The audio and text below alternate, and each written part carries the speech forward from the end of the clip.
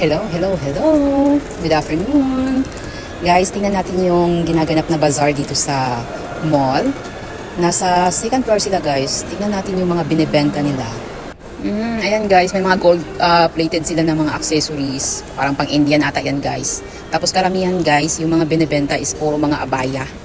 Mga iba't ibang design ng abaya. Tapos, ayan, kinukunan ko lang sila sa malayo guys. Kasi karamihan puro bawal silang kunan. Tapos ayan, may mga Thai product din guys. Like mga sabon, mga beauty product ng Thailand. Kinunan ko kanina, hindi ko pala nakunan kanina. Ayan, umiikot-ikot lang ako guys. Nakikita ko mga product dito guys, mga damit ng Indian. Tapos ayan, karamihan mga abaya talaga siya. Mga iba't ibang design ng abaya. So ayan, ikot-ikot lang ako guys. Pababa na rin ako guys. Tapos ayan, hindi ko kinukunan yung mga mukha ng mga tindera gasa kasi naka-hijab sila. Parang bawal.